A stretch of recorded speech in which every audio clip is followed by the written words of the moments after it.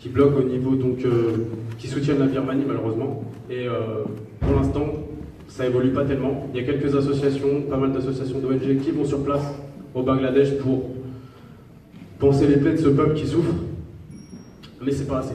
Donc il faut continuer, il ne faut pas lâcher. Pendant ce mois-ci, nous avons vu qu'il y avait une véritable mobilisation, mais on sent que petit à petit ça s'estompe malheureusement. Donc il ne faut pas lâcher, il faut continuer, partager. Aujourd'hui, chacun de nous peut être un média. Alors deuxième pôle, j'ai fait une petite digression. Communication de médias, donc on essaie de faire le travail que les médias mainstream ne font pas, traduction d'articles et ainsi de suite. Et un troisième pôle, humanitaire, donc nous allons directement en Birmanie, plusieurs fois dans l'année. Nous allons au Bangladesh, en Malaisie, nous avons une antenne en Malaisie, donc nous transférons directement l'argent et il aide sur place les plus de 80 000 réfugiés Rohingyas.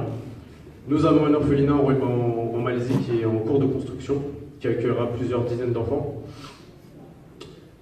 Et globalement, on essaye de rénover des structures, des infrastructures, comme des écoles par exemple, parce qu'on pense que c'est vraiment au niveau de l'éducation que ça pourra... C'est comme ça qu'on prépare les générations. Il faut savoir que l'armée birmane, le gouvernement birman, depuis des décennies, leur a refusé l'accès à l'école. Donc aujourd'hui, quand on débarque dans les camps, pour eux, nous sommes des extraterrestres. La plupart ne parlent pas anglais, la plupart ne parlent que Rohingya, ne parlent pas birman. Certains parlent un peu anglais, certains essaient d'apprendre l'arabe pour la religion. Mais quand il n'y a pas d'éducation, en gros, ils vous déshumanisent quelque part. Voilà, petite présentation. Donc nous avons sur notre site internet toutes les informations. Si vous voulez nous aider, vous avez un onglet don, bien évidemment. Alors pour les vidéos, je vais les passer tout à l'heure quand il y aura du son. Et je vais poursuivre la présentation, si ça fonctionne. Alors la Birmanie, c'est un État donc situé en Asie qui comprend à peu près le même nombre d'habitants qu'en France. Ça fait à peu près la taille de la France d'ailleurs. Dans ce pays, vous avez 135 ethnies et une centaine qui ne sont pas reconnues, dont les Rohingyas. Donc dans ce pays, il faut savoir que 90% de la population est bouddhiste et tout ce qui n'est pas bouddhiste est plus ou moins persécuté. Comme vous pouvez le voir sur cette carte, les Rohingyas vivent dans l'ouest du pays. Ils sont à peu près 1 million avant la crise de août-septembre. Aujourd'hui, la moitié s'est enfuie au Bangladesh. Dans cet état, vous avez aussi une population bouddhiste qui s'est fait lobotomiser depuis des décennies, et donc il y a des conflits entre ces deux populations musulmanes et bouddhistes. 3 dates importantes à retenir. 1948, la création de l'État de Birmanie. De 1948 jusqu'à 1962, les Rohingyas avaient leurs droits, étaient respectés, avaient même une émission de radio à la radio nationale.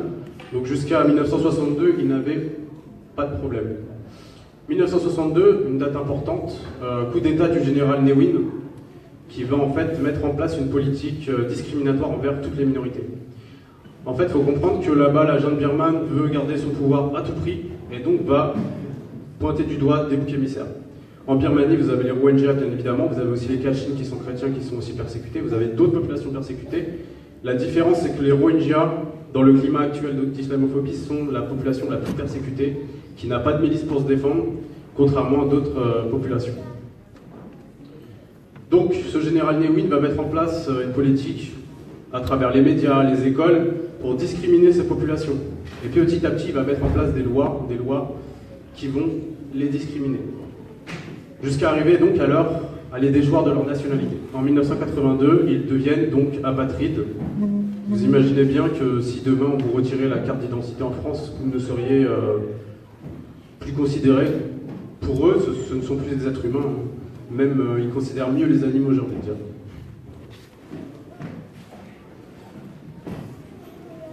Alors un bref rappel historique. Pourquoi les Rohingyas sont persécutés? Vous avez eu des conflits durant la Seconde Guerre mondiale, où en fait, chacune des minorités s'est rangée soit du camp japonais nazi, soit du camp anglais. Donc à partir de là, il y a eu des conflits, des guerres, et on compte à peu près 100 000 Rohingyas qui ont été exécutés pendant cette période. Donc on comprend que depuis 1900, des années 40, il y a une haine entre les populations dans cet état d'Arakan. Vous avez eu 2 vagues de répression majeures. Dans les années 70-90, à peu près 200 000 Rohingyas ont fui donc, au Bangladesh. Et quand on voit la situation actuelle, on se rend compte que ça fait donc depuis 1949 qu'il n'y a pas eu autant de déplacés dans un pays. Selon l'ONU, dans cette région, la dernière fois qu'il y a eu autant de personnes, là on compte 1,5 million de Rohingyas qui ont fui en un mois, c'était donc en 1949 quand il y a eu la séparation entre l'Inde et le Pakistan. Pour vous dire à quel point aujourd'hui c'est quelque chose de très grave. C'est dommage, j'ai pas de vidéo pour qu'on soit un peu plus réactif, mais pour vous expliquer, les Rohingyas en fait ils sont considérés comme des immigrés illégaux, considérés comme des Bengalis. Tout à l'heure, je discutais dans la voiture avec le frère Haroun qui est ici présent, qui est Rohingya, et je lui ai demandé est-ce que les Bengalis comprennent les Rohingyas quand ils arrivent dans leur pays. Il me disait non. En fait, ils ne parlent pas la même langue. Certes, il y a des accointances, il y a des mots qui reviennent, mais concrètement, ils ne sont pas Bengalis. Ils ne le revendiquent pas du tout. Et le gouvernement dit que ce sont des Bengalis. C'est comme ça que ça lui permet d'échoir leur nationalité et de les expulser aujourd'hui. Donc les Rohingyas sont considérés comme Bengalis. Ils sont considérés comme des terroristes, parce qu'aujourd'hui, dans le monde actuel, quand vous êtes musulman, c'est facile de les traiter de terroristes. Donc ils sont détestés pour leur religion et leur ethnie. Mais aujourd'hui, ce que me disait Aaron tout à l'heure aussi, c'est que vraiment, la junte birmane a fait en sorte que les bouddhistes détestent les musulmans, pour garder le pouvoir à tout prix. Et elle a fait ça avec toutes les minorités.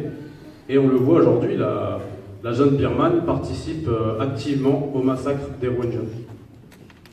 Alors pardon, je ne vous ai pas parlé de la pièce de monnaie. Il faut savoir que dans cet état d'Arakan, vous avez des populations musulmanes depuis des siècles. Ici, vous avez une pièce de monnaie avec la Shahada, vous avez différentes mosquées, vous avez des traces écrites des rois de l'état d'Arakan qui portaient des noms musulmans comme Ali Khan par exemple. Plusieurs traces écrites qui prouvent la présence de musulmans depuis des décennies et des siècles. Et ils nient tout ça. Aujourd'hui, ce qu'ils font, c'est qu'ils essaient de fermer les mosquées, de les brûler, de les détruire, pour nier cette présence musulmane dans cet État. Ici, vous avez trois personnages. À gauche, le président actuel, Tin Kyaw. Et surtout Aung San Suu Kyi à droite, qui, elle, dirige effectivement le gouvernement depuis 2015. Et comme vous pouvez le voir sur cette banderole, prix Nobel de la haine, Aung San Suu Kyi. Durant notre rassemblement, ce qu'on disait, c'est prix Nobel criminel comme slogan. Aujourd'hui, Aung San Suu Kyi, elle n'est même plus muette. Ce visuel, il était disponible, je dirais, il était adéquat avant cette période, mais aujourd'hui, elle nie carrément les crimes. Elle se demande même pourquoi les Rohingyas fuient. Le gouvernement et la junte birmane prétendent que les musulmans brûlent leur propre maison. Je ne sais pas si vous imaginez un peu. Est-ce que vous brûleriez votre propre maison? Savoir qu'ils vivent dans des villages, des cabanes en bois. Enfin, aujourd'hui, on arrive à une telle propagande que ça en devient hallucinant. Et au milieu, donc, Hachin Biratu, ce pouvoir donc, des moines extrémistes qui ont une forte aura dans ce pays. Hachin Biratu, je vous passerai la vidéo tout à l'heure quand le son sera disponible et vous comprendrez, je pense que certains l'ont déjà vu un peu. L'ont déjà vu un peu dans ses discours, il tient des propos, c'est du Zemmour puissance 10 millions.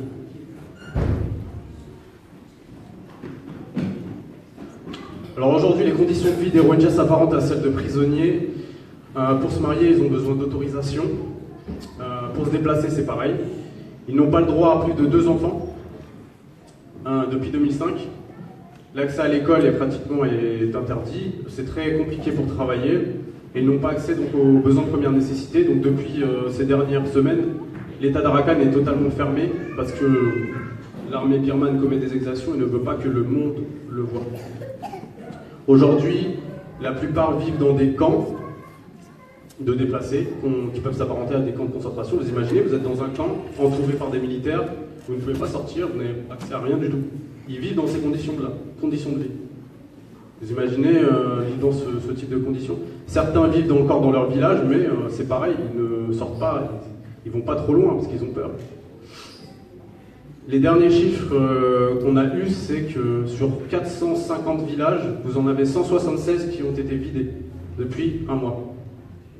Faites le calcul, ça fait pratiquement la moitié. Pratiquement la moitié en un mois. Donc, ce que dit Djibril, notre secrétaire général au rassemblement, c'est que ça a été préparé tout ça. Ça n'est pas venu de nulle part. Il y a une collusion entre les milices rakhine bouddhistes et l'armée birmane.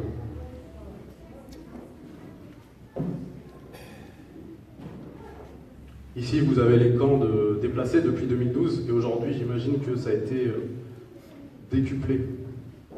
Alors, pour synthétiser, les Rohingyas sont apatrides. Ils n'ont pas accès à l'école, n'ont pas accès à la santé. 2% des femmes seulement accouchent dans les hôpitaux de peur de se faire euthanasier.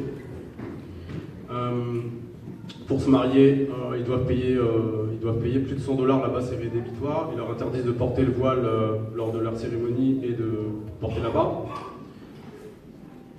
Pour travailler, c'est très compliqué. Ils ne peuvent pas, bien sûr, sortir de leur village et de leur camp. Pour étudier, c'est impossible. Voilà, globalement. Donc, ils ont aussi peur que les Rohingyas les colonisent, en fait. Il faut savoir qu'en Birmanie, vous avez 4% de musulmans. Donc, ce qu'ils ont fait, c'est qu'ils ont mis des lois en place. Aujourd'hui, les Rohingyas n'ont pas le droit à plus de 2 enfants. Comprenez que c'est une politique radicale et préparée de nettoyage ethnique. Ça a été programmé depuis des décennies. Comme je vous le disais, c'est pas depuis 2 mois ou 1 mois que ça existe. Nous, ça fait 5 ans qu'on a créé l'association. Et je le dis souvent dans les rassemblements et les conférences, j'ai peur qu'on ferme l'association parce qu'il n'y aura plus de Rohingyas en fait en Birmanie. Pas parce que le problème sera réglé, malheureusement. Donc c'est un problème qui date depuis des décennies, et pour l'instant, c'est pas réglé du tout. Là, vous voyez un bateau avec des Rohingyas. Comprendre qu'ils n'ont pas beaucoup de solutions pour s'enfuir. Ils peuvent aller au Bangladesh. Avant la crise actuelle, ils ne pouvaient pas aller au Bangladesh, c'était impossible. Ils n'étaient pas accueillis non plus en Indonésie, en Malaisie, en Thaïlande. Il faut savoir qu'ils ne veulent pas de migrants, comme ils les appellent, Rohingyas apatrides. En Thaïlande, par exemple, ils les mettent en esclavage, ils les emploient, ils utilisent les enfants. Il faut comprendre qu'autour de cette population Rohingya, il y a tout un trafic qui s'est monté. Des passeurs, des trafics, des esclavagistes. Il y a même l'économie de la crevette en Thaïlande qui s'est basée là-dessus. Vous comprenez, c'est un problème très complexe. Aujourd'hui, il explose un peu aux yeux du monde entier, mais ça fait des décennies. Ici, vous avez un bateau, et souvent les bateaux comme ça chavirent. Et on ne le sait pas. Dernièrement, il y a eu un bateau qui a chaviré, il y a eu 60 morts. Et là, c'est des chiffres, c'est quotidien en fait, c'est quotidien.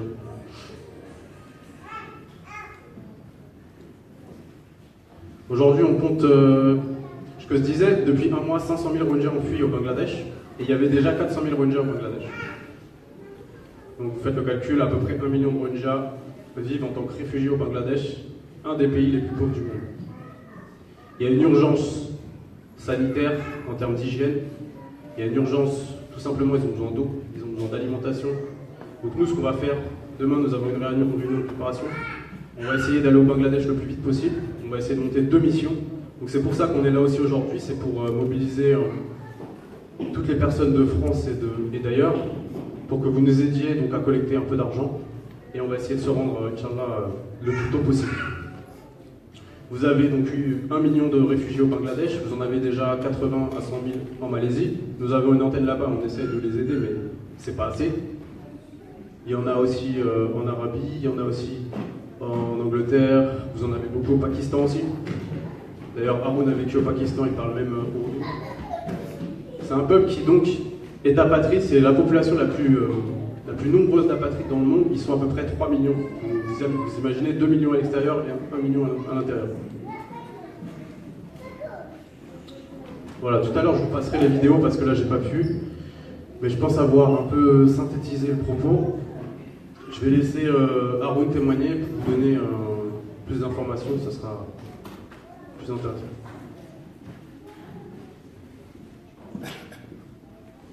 Salam alaikum.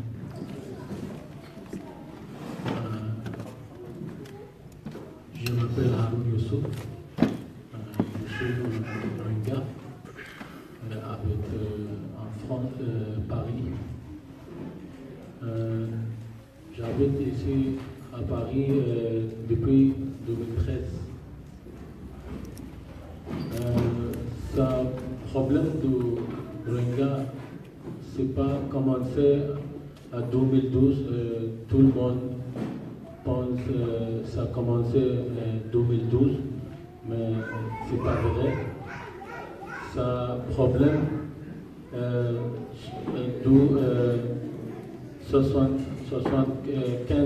75 ans. Ça fait 75 ans du problème avec Birman. Nous sommes habités à l'état d'Arakan depuis 800 ans. Mais le gouvernement birmanie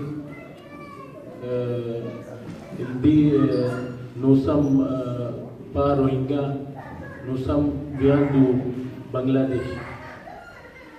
Et appelez-nous Kala et donnez un spécifique mot spécial, Kala, ça s'appelle noir.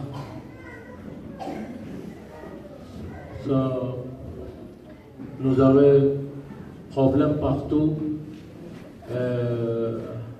Après 1948, après l'indépendance de la Birmanie, père de nation, père de Aung San Suu Kyi, général Aung San, il est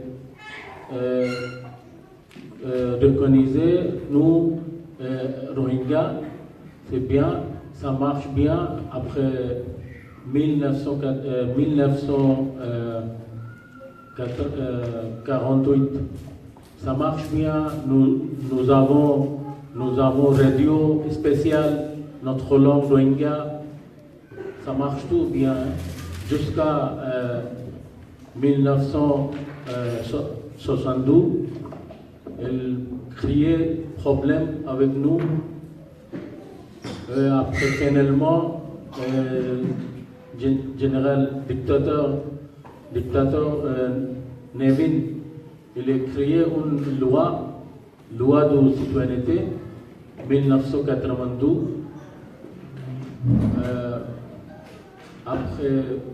Après notre citoyenneté, nous perdons notre citoyenneté à cause de cette loi 1992. So, avant de l'indépendance, il fait un grand génocide 1942. Déjà 300 000 personnes Rohingyas mourir. Mais tout le monde ne connaît rien par rapport à ça, parce que 1942, il n'y a pas de télé, pas de téléphone, pas de technologie comme ça. Mais encore 1962 fait beaucoup de gens mourir, mais le monde ne connaît rien. Mais 2012 fait génocide, mais tout le monde connaît grâce à Internet, technologie, mobile. Pour ça, tout le monde sait bien maintenant.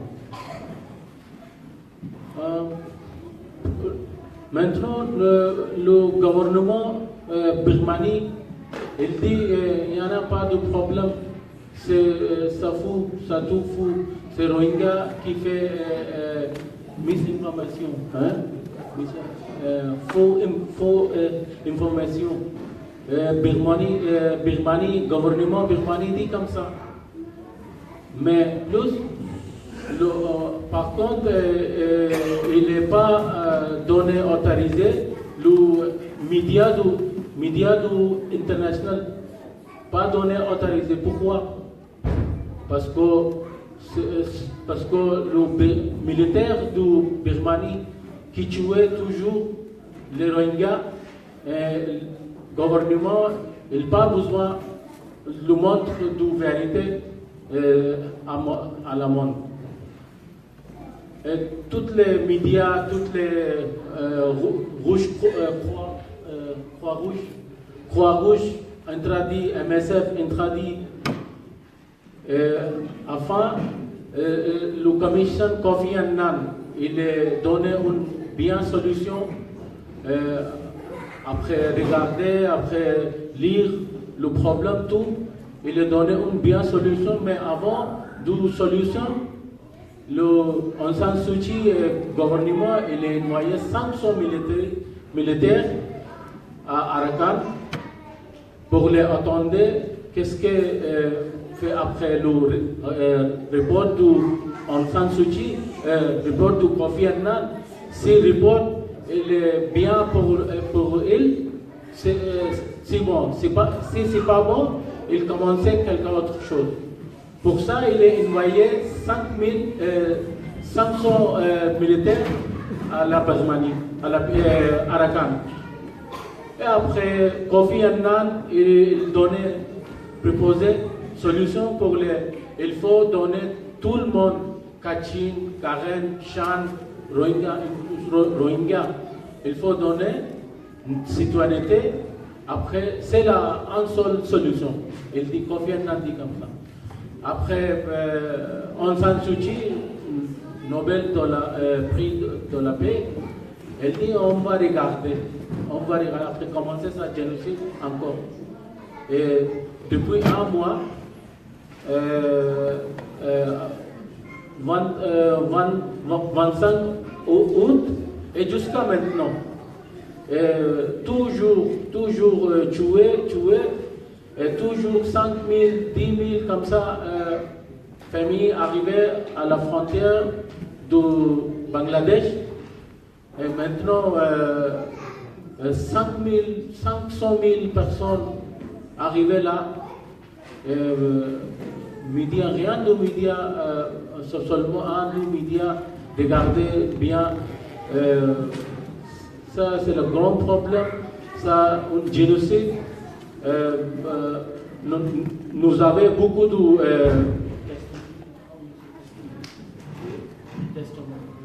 témoignages. Nous avons beaucoup de témoignages audio, témoignages vidéo. C'est vraiment militaire de Birmanie, c'est tuer toujours notre peuple, notre communauté. Aujourd'hui, j'espère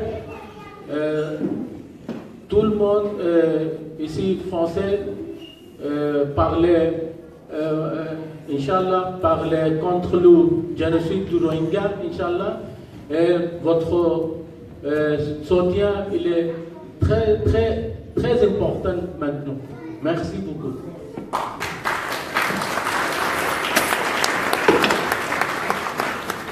On va simplement passer une vidéo et ensuite on donnera la parole à Ali, qui est représentant de la MAB Belgique.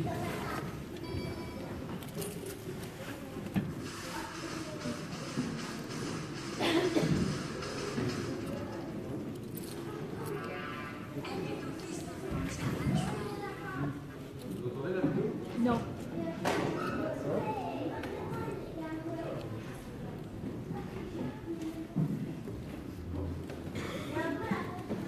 On va essayer de réparer le son. Je ne sais pas si...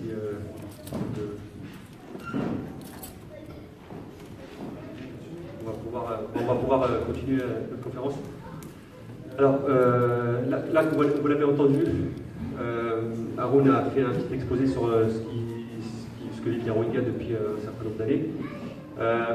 Simplement avant de revenir sur le fond du sujet, même si généralement c'est assez lourd comme conférence, puisqu'on a l'impression d'être impuissant en fait, face à ce qui se passe actuellement. Mais avant ça, et je pense même à la fin, on va pouvoir parler des solutions concrètes, je dirais, pour apporter, pour pouvoir emmener en tout cas toutes les forces de la société civile et des institutions représentatives vers une solution concrète. Comme l'avait dit tout à l'heure mon collègue Farouk, nous, notre organisation donc, a été créée en 2012 parce qu'il y avait un besoin. Sur le sol français, il y avait un vide, à la fois dans l'humanitaire, mais aussi en termes de plaidoyer. C'est pour ça qu'on a créé ce collectif, pour justement combler ce vide-là et travailler à double tranchant. C'est-à-dire que, et ça je tiens toujours à préciser, c'est qu'on n'est pas une ONG humanitaire à proprement dit, on fait de l'humanitaire parce que c'est quelque chose de nécessaire. Ayant été avec mes collègues sur place plusieurs fois, donc on a constaté qu'il y a un réel besoin. Il y a une crise humanitaire, il y a une crise politique et même sociale, parce que j'en parlerai tout à l'heure, les Rohingyas vivent aussi un racisme ordinaire de tous les jours. Donc en fait, on avait, ce que je disais tout à l'heure, c'est que notre ONG est à la fois, il faudrait travailler surtout sur le plaidoyer, parce que c'est quelque chose de très important. C'est pas simplement, les Rohingyas ne souffrent pas uniquement d'un manque de nourriture ou d'éducation, que de ça, c'est d'abord un problème politique, juridique, et qui va prendre beaucoup de temps pour être solutionné.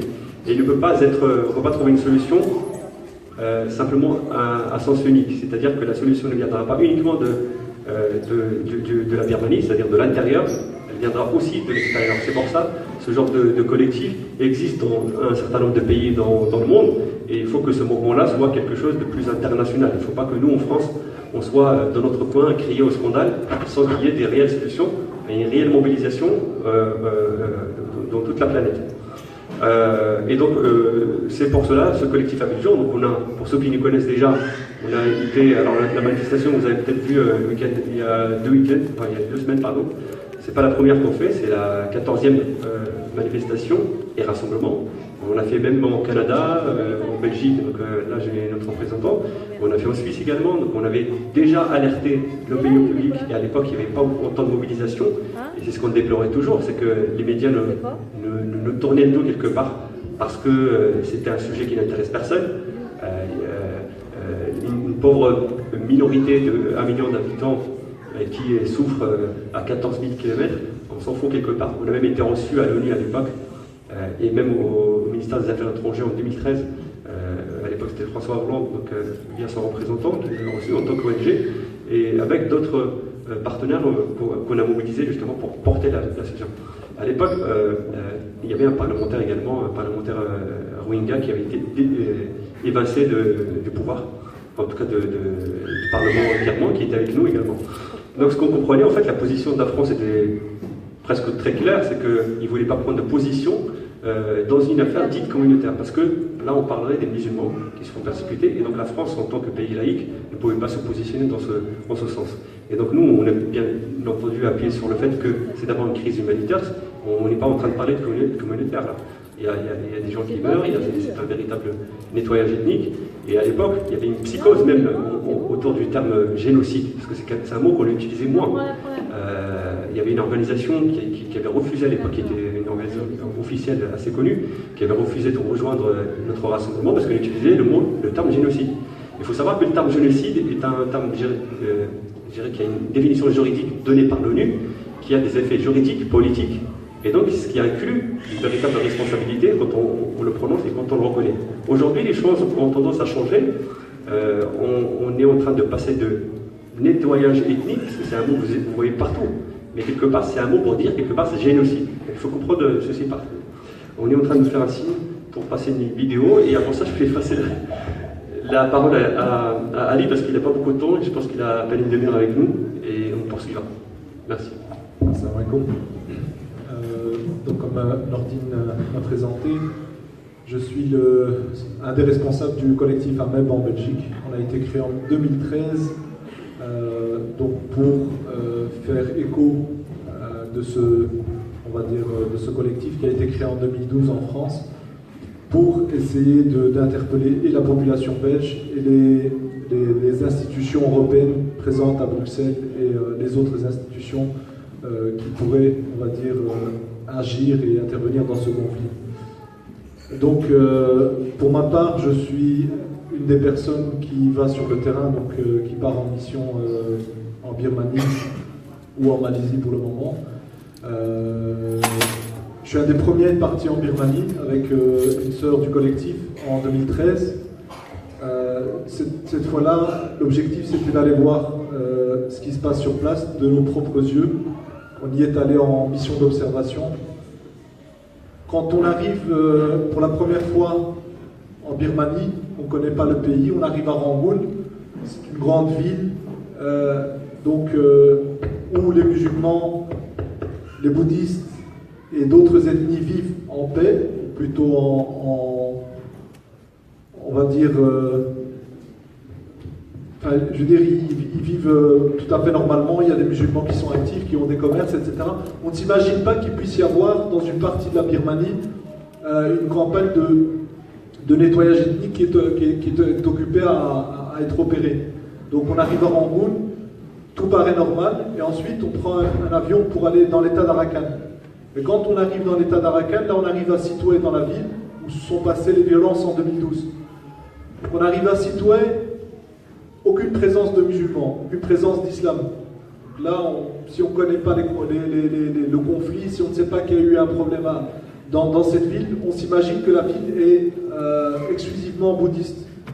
Il n'y a plus aucune trace d'islam. La dernière mosquée, ou plutôt la plus grande mosquée de Sitwe, de la ville de Sitwe, est masquée par des panneaux publicitaires. Donc quand on arrive là-bas en touriste, on ne la voit même pas, cette mosquée. Et on ne peut pas s'imaginer qu'un jour il y ait des musulmans qui habitaient dans cette ville. Pourtant, cette ville était à moitié musulmane et l'autre moitié bouddhiste. Les musulmans étaient très présents, c'est des commerçants, c'est eux qui occupaient tous les petits business de tuk-tuk, par exemple les taxis, les petits commerces de rue, etc. Donc les premières personnes qu'on voyait quand on arrivait à Sitwe, dans la ville de Sitwe, c'était les Rohingyas, c'était les musulmans. Aujourd'hui, il n'y a plus aucun musulman, il n'y a plus aucun Rohingya dans la ville de Sitwe. Ils sont tous enfermés dans des camps.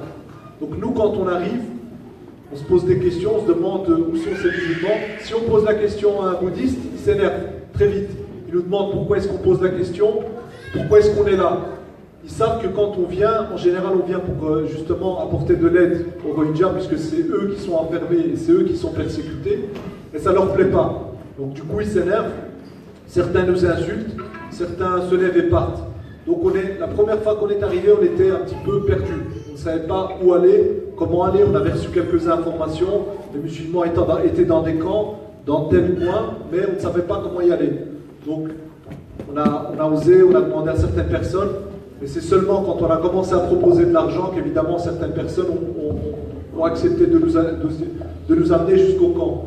Arrivé au camp, les camps sont fermés par des militaires, par des policiers, interdits d'y entrer.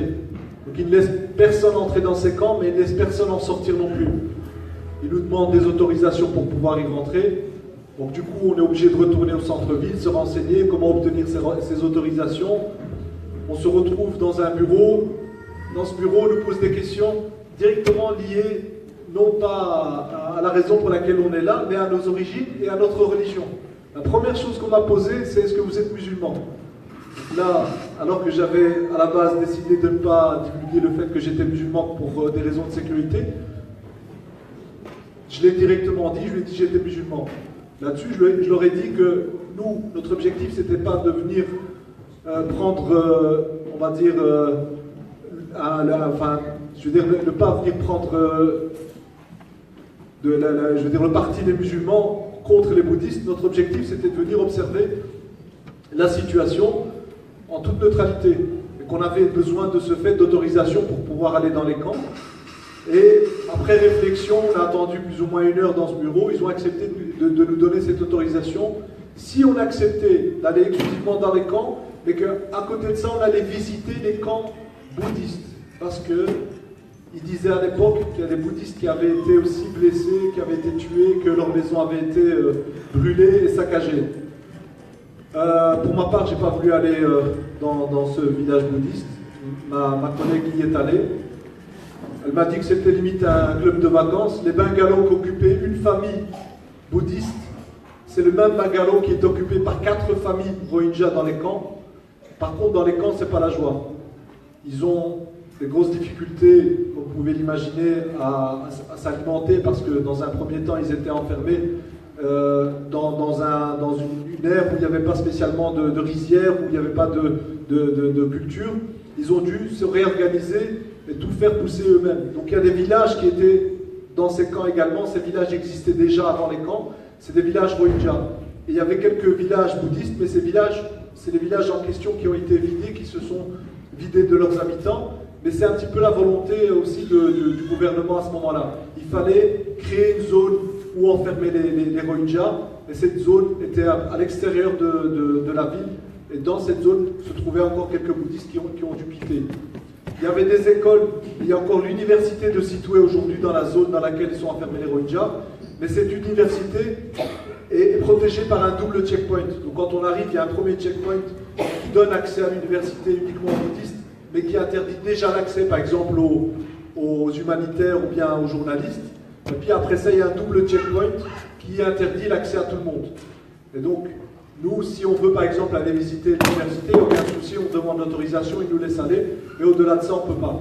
Donc on a eu finalement cette autorisation, on a vu comment vivaient les Rohingyas à l'intérieur de ces camps.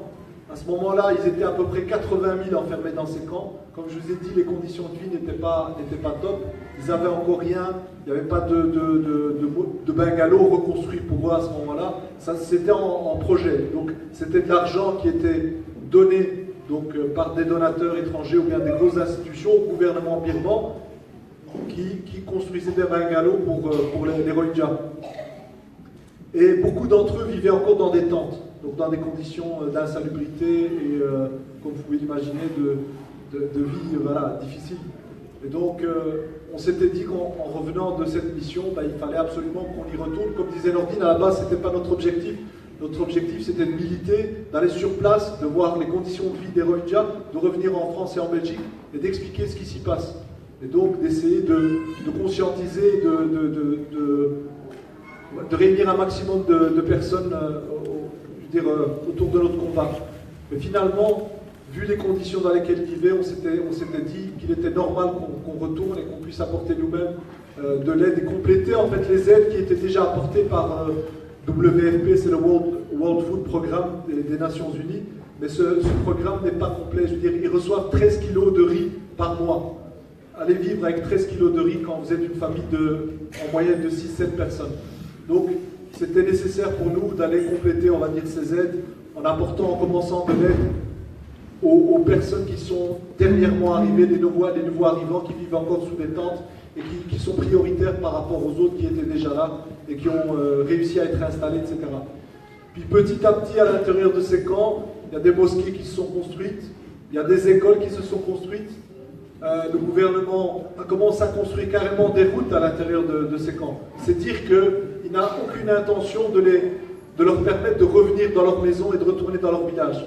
C'est là qu'ils vont rester et c'est là qu'ils vont vivre jusqu'à la fin de leur vie parce qu'ils ont aménagé toute la zone, tous les camps, par des routes, par des poteaux électriques, etc. Donc, c'est dire que voilà, les Rohingyas ne retourneront pas chez eux. Pendant, on va dire, les premiers mois, ils avaient encore peut-être l'espoir de retourner chez eux, mais quand ils ont vu qu'il y a des mesures qui étaient prises, là, ils ont compris que c'était fini. Donc voilà, c'est un petit peu pour vous expliquer comment est la situation des Rohingyas dans la ville de Sittwe. Mais l'État d'Arakan ne compte pas que la ville de Sittwe. Les musulmans se trouvent à Sittwe et dans tout le nord de l'État d'Arakan. Et à partir de Sittwe, toutes les villes qui sont dans le nord sont majoritairement musulmanes. Mais malgré qu'ils soient majoritairement musulmans, ils sont encadrés par des militaires, encadrés par des milices bouddhistes qui les empêchent de faire quoi que ce soit. Ils ont un couvre-feu, donc à 21h, ils doivent être rentrés chez eux, ils doivent avoir fermé leur commerce 2 heures avant, et il n'y a pas de rassemblement dans la rue. Il n'y a pas de mosquée, il n'y a pas d'école. On a eu la chance de pouvoir visiter Mondo, qui est la ville la plus au nord, qui est à la frontière du Bangladesh. Et dans cette ville, quand on arrive, on voit que des musulmans. Mais par contre, on sent que voilà, ils sont pas à l'aise, il n'y a personne qui vous parle, il n'y a personne qui accepte de vous parler. Quand on leur demande quelque chose, ils nous fuient. On leur a demandé de nous aider pour pouvoir apporter des lettres dans certains villages. Ils nous ont un peu, on va dire, envoyé en nous disant voilà, non, c'est trop dangereux, on ne peut pas vous parler, etc. Au final, on a réussi, malgré tout, à apporter un peu d'aide. Mais voilà, c'est pas facile d'accéder dans ces zones. C'est des zones aujourd'hui encore plus interdites qu'à l'époque, puisque c'est des zones de conflit, c'est des zones militaires. Comme disait Nordine, ils s'y passent ce qu'ils veulent, ils font ce qu'ils veulent dans ces zones-là, puisque personne n'y a accès, ni humanitaire, ni journaliste, ni observateur. Donc voilà, je vais m'arrêter ici parce que je dois repartir. Je vous remercie en tout cas d'être présent. et de nous soutenir dans ce combat. Il est très important. Et tant que les Rohingyas n'auront pas retrouvé leur liberté, n'auront pas retrouvé leur citoyenneté et leurs droits, et ne seront pas revenus chez eux, on continuera à se battre pour eux, Inch'Allah.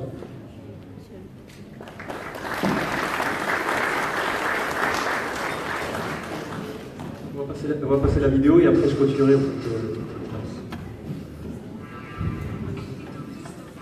Alors, il y a des problèmes de son, je sais pas.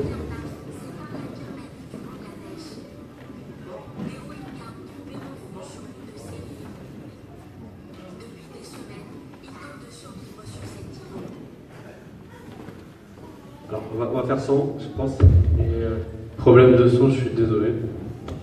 Alors, je continue la conférence. En fait, l'objectif de cette conférence, c'est pas simplement de dresser le tableau un peu triste de ce qui se passe, c'est plus ou moins, mais c'est aussi apporter notre expérience du terrain et ensuite voir un petit peu les solutions qui sont potentiellement possibles. Et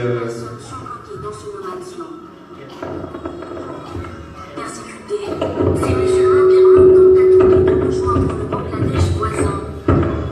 Certains se sont réfugiés dans cet immeuble en construction. Cette jeune femme raconte avoir été violée après l'incendie de son village. Ils ont mis le feu à toutes les maisons. On était cachés, ils ont dû sortir. Ils leur ont compté les yeux, ils les ont mis à genoux et ils leur ont tiré une balle dans la tête. Et nous les femmes, ils nous ont emmenés un peu plus loin et ils nous ont toutes violées, une par une. Traumatisés, ces hommes et ces femmes racontent des scènes d'une violence insoutenable. Mon mari a été dégorgé devant moi par des soldats. Je ne peux pas nourrir mes enfants et je n'ai nulle part où dormir. Ils ont mis le feu aux maisons, puis avec leurs fusils, ils ont forcé les gens à se jeter dedans, même les enfants. Ceux qui refusaient d'y aller, ils leur tiraient dessus. Enceinte, cette femme a réussi à se sauver. Après avoir accouché dans la forêt, elle a marché pendant 8 jours avec son bébé et ses 5 autres enfants. Des soldats ont jeté mon mari et son beau-frère dans les flammes. J'ai accouché toute seule par terre, dans une petite forêt derrière ma maison. Mon bébé s'appelle Petite Forêt. Minorité musulmane dans une Birmanie à 90% bouddhiste, les Rohingyas sont victimes de persécutions depuis des décennies. Fin août, la situation a basculé dans l'horreur. En réponse aux attaques de rebelles contre les postes frontières, le gouvernement birman a entrepris un nettoyage ethnique. Des villages entiers sont rayés de la carte. Ces images ont été tournées dans la région de l'Arakan, où vivent la majorité des Rohingyas. Ici, toutes les habitations ont été détruites par les flammes. Fuyant cet enfer, ils sont désormais des centaines de milliers sur les routes de l'exil. Des familles entières entament une marche de plusieurs jours. On a commencé notre voyage il y a 8 jours, à 6 h du matin. Le premier jour seulement, on a réussi à traverser 3 collines. Mes doigts se sont infectés pendant la marche. Ça nous a pris 8 jours pour traverser ces grandes collines et la jungle. 8 jours pour arriver ici. On n'avait pas à manger, on a seulement gardé un peu de riz pour les enfants. En plus de la soif et de la faim, il faut éviter les mines antipersonnelles sur les routes. Pour franchir la frontière, certains s'entassent sur des bateaux. Celui-ci vient de faire naufrage. Sans force, ces femmes et ces enfants sont portés à bout de bras. Tous sont en état de choc. À leur arrivée, les Rohingyas se massent devant les camps de réfugiés, déjà débordés. Le Bangladesh est l'un des pays les plus pauvres au monde. Dans le camp de Kutapalang, les exilés attendent l'arrivée d'un camion de vivres. Parmi eux, des milliers d'enfants, parfois seuls. Ils sont pris en charge par les associations sur place. Ce qui nous frappe, c'est qu'il y a beaucoup d'enfants qui ont des traumas psychologiques, émotionnels, des enfants qui, par exemple, ne parlent pas, ou alors lorsqu'ils parlent, livrent des circonstances assez vraiment très difficiles qu'ils ont traversées pour venir ici. Certains sont gravement blessés. Ce bébé de 13 mois a été brûlé par l'explosion d'une bouteille de gaz. Ce père de famille accompagne lui son petit garçon touché à la tête par une balle. Selon l'UNICEF, les enfants représentent à eux seuls 60% des réfugiés. L'ONU prévoit encore l'exil de dizaines de milliers de Rohingyas dans les prochains mois.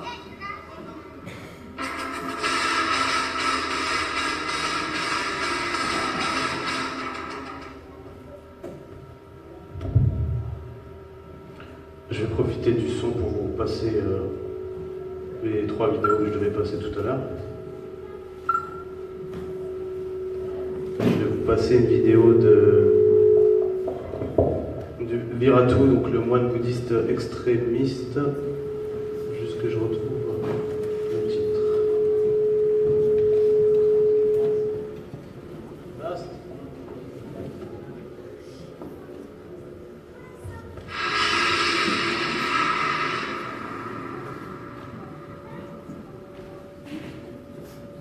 Que se passe-t-il si on se marie avec des musulmans? Notre religion va disparaître. Notre religion va-t-elle vraiment disparaître? Oui, elle va disparaître. Donc vous allez vous marier avec un alcoolique ou un musulman? Avec un alcoolique. Vous allez vous marier avec un drogué ou un musulman? Avec un drogué. Avec un clochard ou un musulman? Avec un clochard. Un chien galeux ou un musulman? Avec un chien galeux. Vous choisissez quoi? On choisit le chien. Oui, choisis le chien. Si tu te maries avec un chien, notre religion va-t-elle disparaître? Non, notre religion ne va pas disparaître. Est-ce que vous pensez qu'il y a un vrai problème avec les musulmans alors qu'ils ne sont que 4% en Birmanie? Parmi tous les problèmes qu'il y a en Birmanie, c'est le plus important. Je dirais même que c'est le problème numéro 1. Car vous savez, les musulmans veulent éliminer les autres peuples et les autres religions qui existent sur cette terre.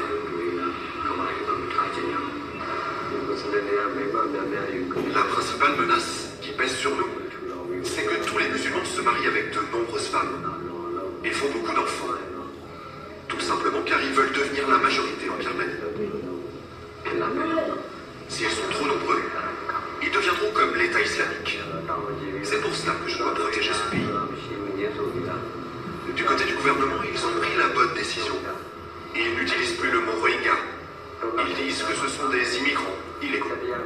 Ils les ont mis dans des camps et ils seraient même prêts à les renvoyer dans un autre pays. Le gouvernement fait du bon travail et le peuple soutient le gouvernement.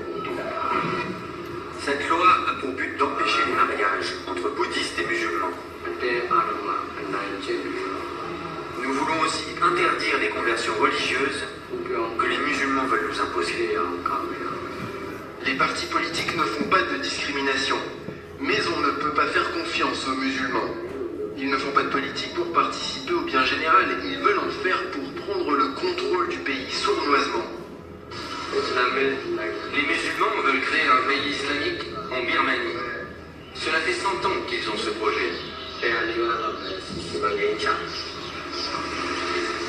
les gens me traitent d'extrémiste, je m'en fiche. Je dois protéger mon peuple. Nous devons tous protéger notre peuple. Il y a dans notre pays 2 problèmes prioritaires qui nous préoccupent énormément. Le premier, c'est la transition démocratique. Le second, c'est la propagation de l'islam. Vous savez, je vais vous dire, les hindouistes sont courtois, les chrétiens sont très respectueux, mais les musulmans, eux, sont pleins de haine.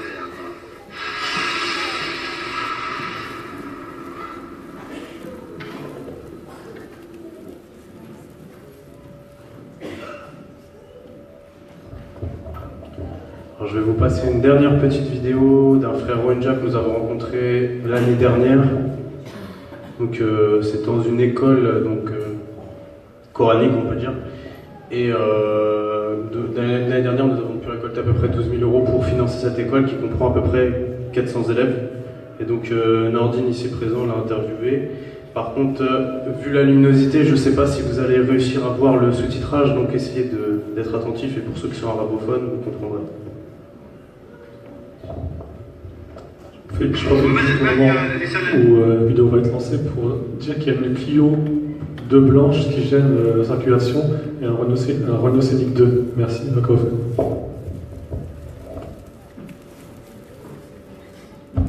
Est-ce que vous voyez au fond? Ok. الرسالة التي تريد أن تقوم بها إلى العالم؟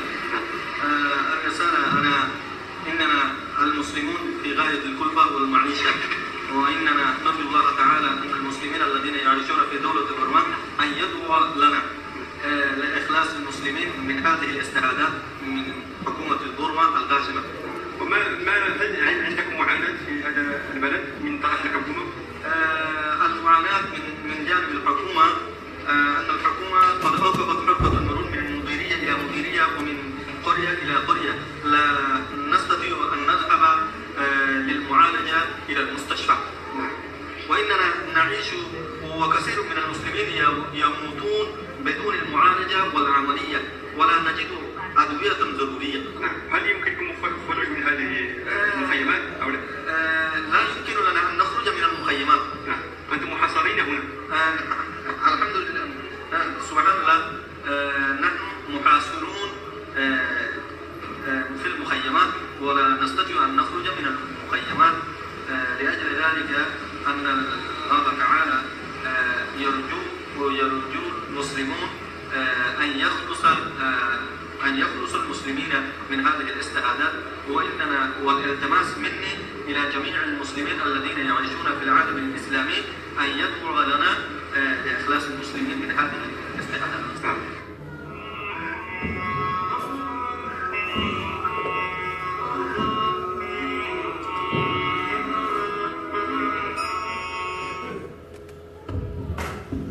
Bon, après cette petite vidéo, je pense qu'on va passer à la partie questions du public. Donc si vous voulez intervenir, pas forcément pour poser une question, pour montrer votre solidarité, et si vous avez une question sur notre association, sur les Rohingyas, adressée à Aaron ou concernant l'historique pour que je développe un peu plus, c'est comme vous le souhaitez. Donc levez la main ceux qui veulent poser une question. Il n'y a personne qui veut poser de questions.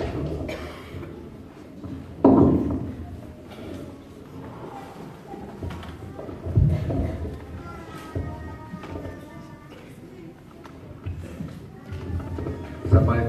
Donc, moi j'avais une question concernant la participation de l'État turc. On entend beaucoup qu'ils ont financé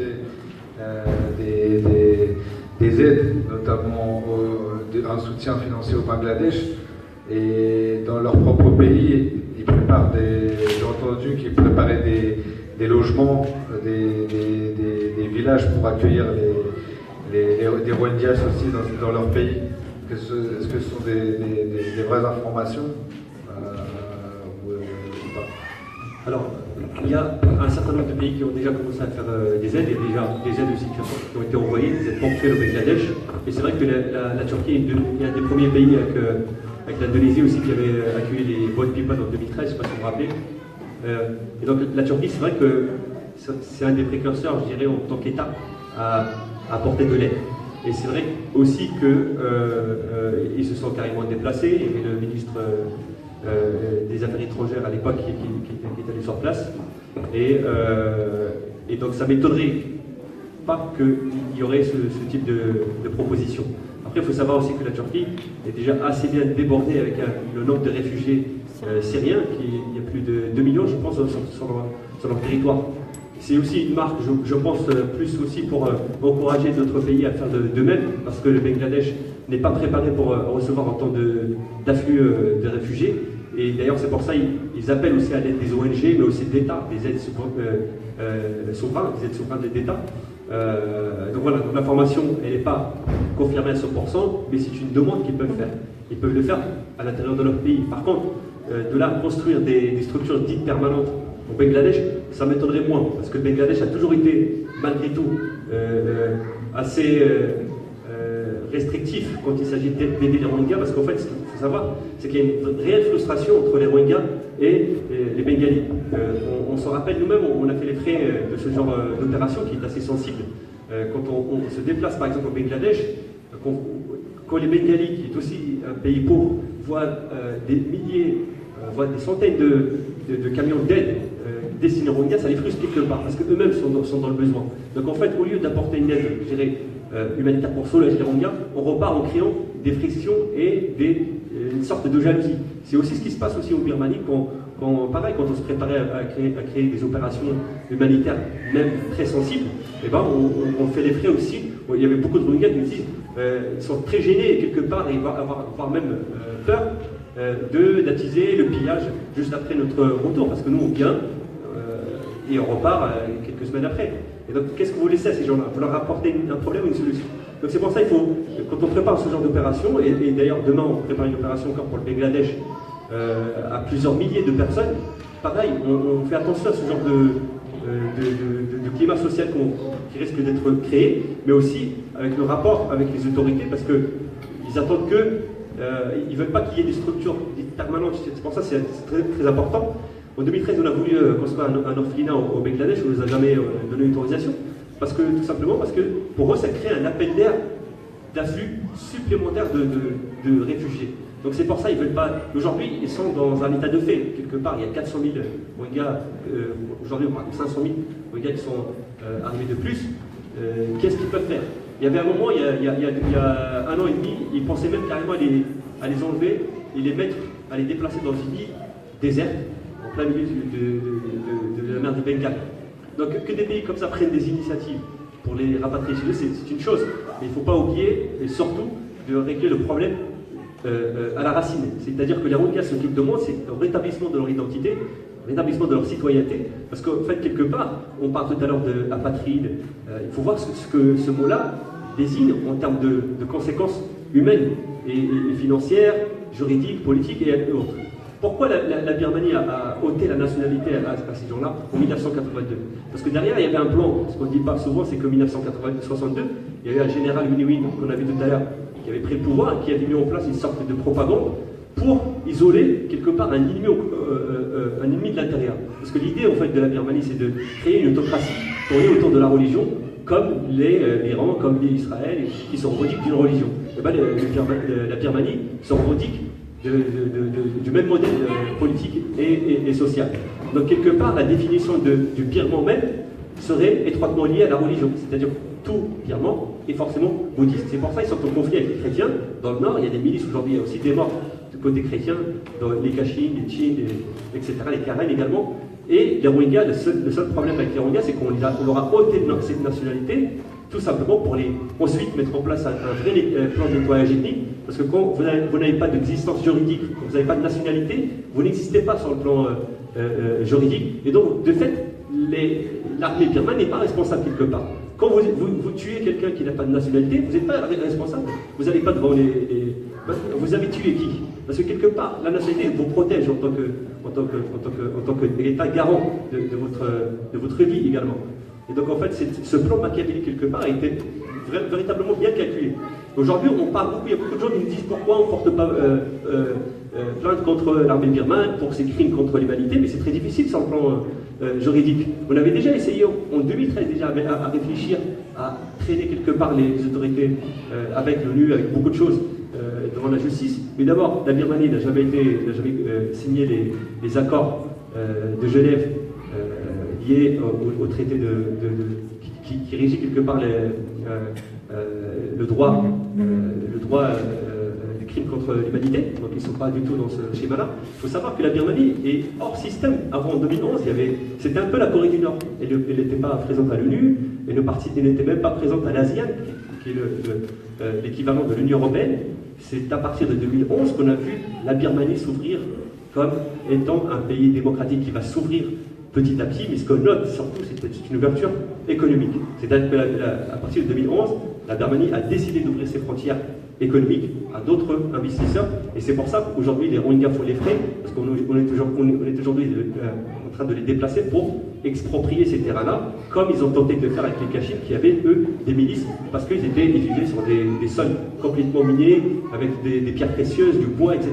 L'État d'Arakan, il faut savoir qu'il y a un véritable grand projet pour la Chine qui souhaiterait faire passer le gazoduc, donc ce gaz-là qui venait de certains pays dans l'Iran, le Golfe, etc.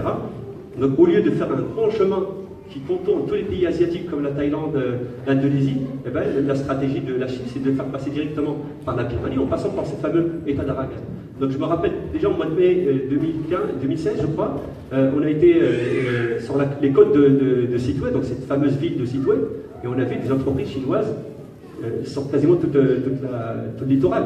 Donc ça preuve encore une fois que le véritable soutien pour la Birmanie, c'est la Chine, qui aujourd'hui a un droit de veto. Donc même si demain on vote une résolution contre la Birmanie, vous aurez très bien la Chine derrière vous qui va poser tout le temps ce veto. Parce que c'est une armée qui est aujourd'hui tournée autour d'un modèle il y a des intérêts avec la Chine, il y a des intérêts aujourd'hui avec d'autres pays européens. C'est pour ça qu'on s'était tenu à être présent en 2013 et on nous a dit tout simplement que la France va aussi signer un certain nombre de contrats via des entreprises comme Total aussi qui exploitent le pétrole. Il y a aussi du pétrole en Birmanie, pas forcément dans l'état d'Arakan, mais dans le sud de la Birmanie. Et ce qui fait que, quelque part, on est en train de passer des contrats économiques sur le dos d'une minorité. Ouais, je voulais rajouter quelques petits points justement pour rebondir là-dessus. Il faut comprendre que l'armée birmane, depuis le coup d'État, c'est elle qui dirige le pays aujourd'hui. Donc Aung San Suu Kyi, certes, a gagné les élections, elle dirige le pays et est responsable, et a nié les crimes. Elle a dit qu'elle était prête à vérifier l'identité des 500 000 Rohingyas qui sont partis au Bangladesh, sauf que les Rohingyas sont apatrides. Ça sous-entend qu'ils ne vont jamais revenir. Donc l'armée birmane, que ce soit l'armée birmane ou Aung San Suu Kyi, et les moines extrémistes, ils sont tous responsables. Donc aujourd'hui, les Rohingyas, ils font face tout seuls à pratiquement tout le monde en Birmanie. Un deuxième point, l'armée birmane a des gros intérêts économiques, c'est elle qui gère l'économie. Elle utilise Aung San Suu Kyi comme faire valoir pour attirer les investisseurs, mais globalement aujourd'hui, elle fait en sorte d'expulser les Rohingyas pour revendre les terres aux Chinois ou à d'autres. D'ailleurs, l'armée birmane achète des armes principalement à la Chine, la Russie et en troisième point, Israël. Ça, je voulais le noter. Voilà, je pense que j'ai Juste une précision au niveau pour comprendre en fait la structure politique du pouvoir birman, c'est qu'aujourd'hui, on a dit que la Birmanie s'est ouverte politiquement, mais en réalité, c'est pas ça. Aung San Suu Kyi, artificiellement, elle est présidente, mais techniquement, elle ne peut pas être présidente, parce qu'elle est mariée à un Anglais, et donc on l'a mis artificiellement comme étant quelque part une grande figure du pays. Mais quand vous allez voir le véritable homme fort, je dirais même de ce problème, c'est le chef de l'état-major qui lui décide des attaques directement des Rohingyas. Donc en fait, Aung San Suu Kyi n'est plus qu'une image quelque part pour plus attirer des investisseurs et avoir quelque part un rôle de marketing pour ce pays-là, parce qu'il faut savoir que c'est un terrain qui est encore vierge, donc les infrastructures sont disponibles pour accueillir toutes les entreprises du monde entier. D'ailleurs, Obama, en 2013, je crois, il était venu dans ce pays-là pour aussi ouvrir un certain nombre de champs d'investisseurs, etc. Donc, aujourd'hui, le pouvoir birman est constitué de sorte à ce que l'armée birmane contrôle toujours le pouvoir. Elle a 25% des sièges de parlement, d'office. Elle a les postes clés comme le ministère de l'Intérieur, l'armée, le ministère des Affaires religieuses également, parce qu'il faut savoir que l'influence de l'autorité bouddhiste, et c'est faux de dire bouddhiste, parce que beaucoup de gens ont bien entendu noté que le bouddhisme ne pouvait rimer qu'avec paix, amour et j'en passe. Alors qu'aujourd'hui, en fait, le bouddhisme birman est tout à fait différent, je dirais même extrêmement différent de ce qu'on peut trouver ailleurs. Même le Dalai Lama avait condamné ce qui se passait là-bas, mais il faut savoir que le Dalai Lama ne peut pas entrer en Birmanie parce qu'il est indésirable. Il soutient la position que les Rohingyas sont aussi des Birmans. Et ça, c'est quelque chose d'intolérable pour eux. On a aussi des soutiens, nous-mêmes en tant que collectif d'ONG, on a reçu pas mal de soutien de la communauté bouddhiste. Et d'ailleurs, l'idée, c'est de ne jamais opposer l'islam et le bouddhisme. Il n'en est pas question d'aller dans ce sens parce que ce n'est pas un problème religieux, c'est ce que tente le gouvernement birman de faire, justement pour réveiller, parce qu'ils savent que le facteur religieux est un facteur fédérateur. Et la population birmane est très sensible à la cause religieuse, notamment. Vous avez vu tout à l'heure Achille Mourato qui faisait des discours, tout le monde est soumis à son discours. Quasiment, on grandit avec cette ambiance-là, et donc on leur fait détester quelque part un ennemi commun, c'est ça qu'on veut qu'on crée. On voudrait créer un ennemi de l'intérieur. Il se trouve que les Rohingyas c'était la proie facile, parce que d'abord ils ont un teint ethnique différent, c'est-à-dire ils sont un peu plus mat de peau que la population Bamar, qui est la population blanche descendante de Chine, et donc on leur dit voilà, l'ennemi il est là, il s'appelle Rohingya.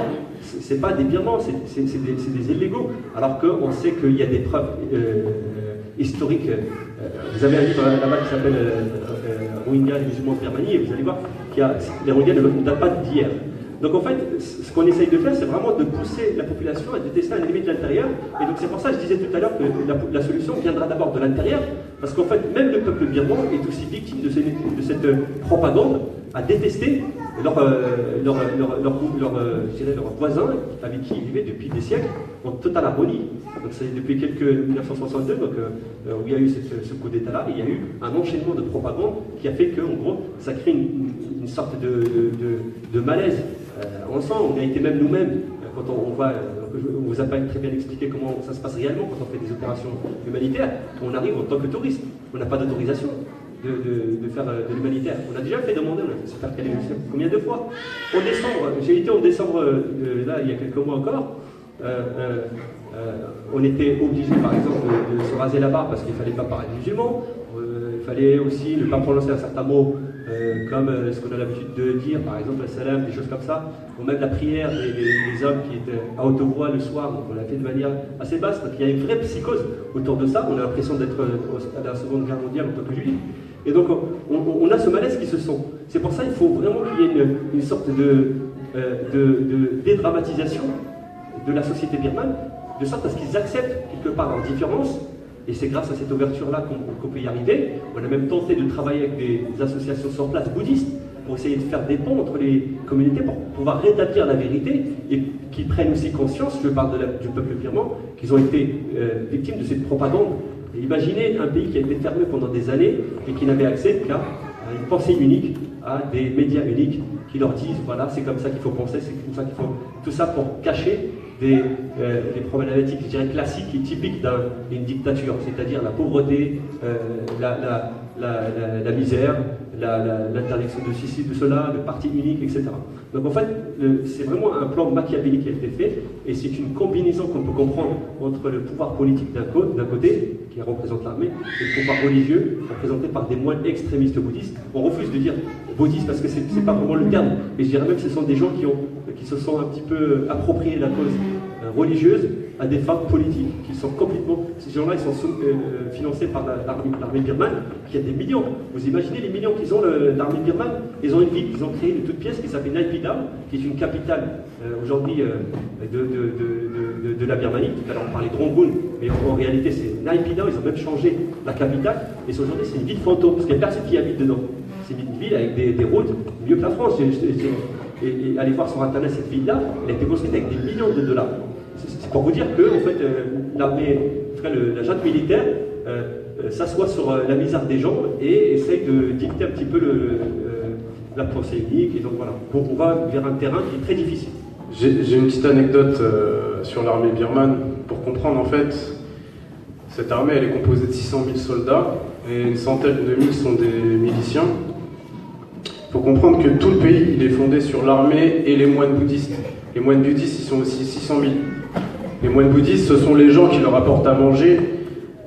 Ils ne payent, ils n'ont pas de salaire. Ils dépendent de la population.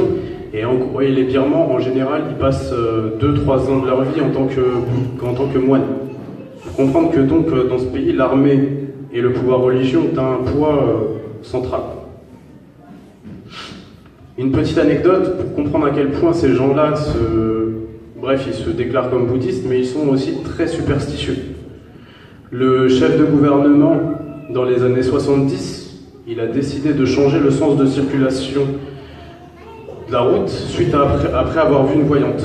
Donc en gros, aujourd'hui en Birmanie, vous avez le volant à droite et vous roulez à droite.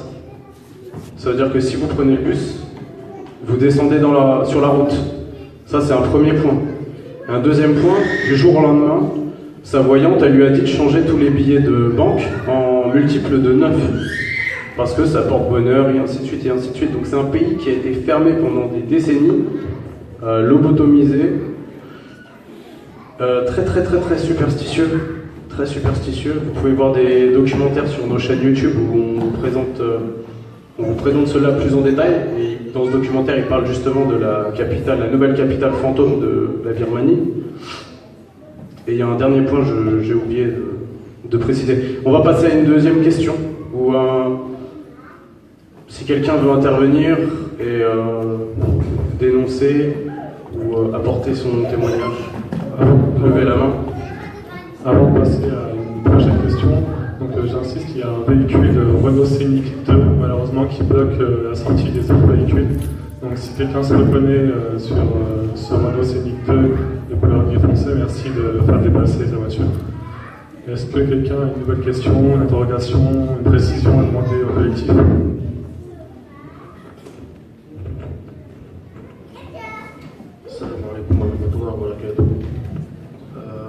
Moi, je voudrais savoir, lorsque vous êtes parti en Birmanie, en fait, parce que nous, de l'extérieur, on voit beaucoup d'images atroces qui sont insupportables à regarder.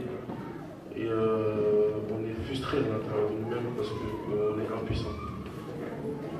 On peut que invoquer Allah Azza wa Jal pour eux et qu'il leur vienne en aide. Et je tiens aussi à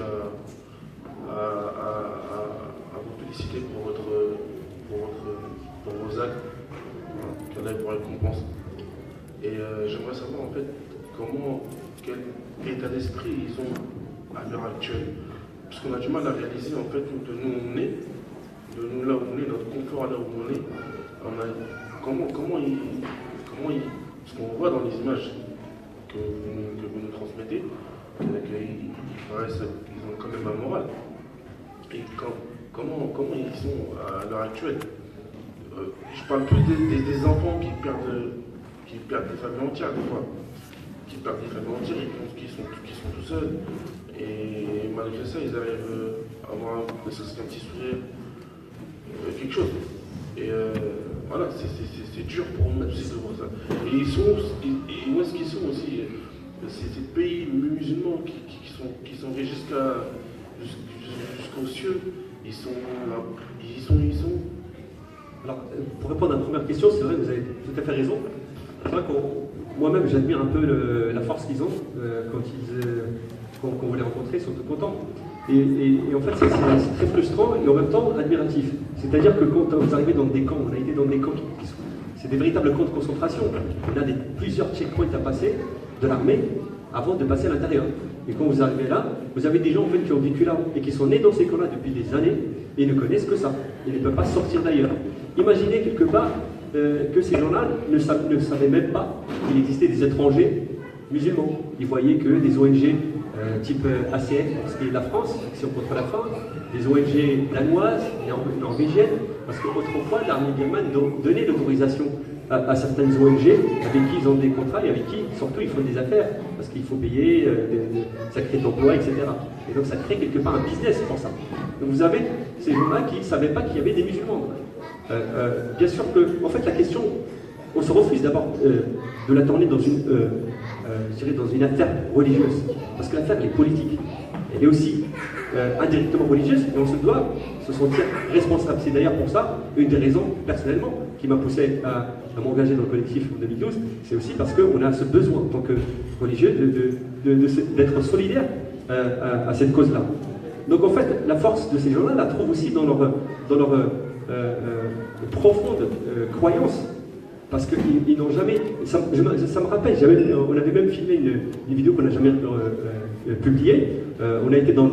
monsieur que vous avez vu tout à l'heure, c'est un des professeurs de langue arabe dans une école de 400 élèves qui sont tous dans une minuscule petite école qu'on a décidé ensuite d'agrandir. On l'a agrandi avec des conditions difficiles, je vous expliquerai pourquoi. Et en fait, ils nous disaient tout simplement qu'en fait, ils ont une profonde croyance Et on leur a dit, on leur a posé la question avec mes collègues à ce moment-là, on leur a dit, si demain la Birmanie vous demande de changer de religion, vous devenez bouddhiste, et on vous donne la nationalité, qu'est-ce que vous faites? Ils étaient, mais tous unanimes à dire, nous n'abandonnerons jamais notre religion, et on sait que pour ça on est détesté, et on mourra ici dans ce pays-là.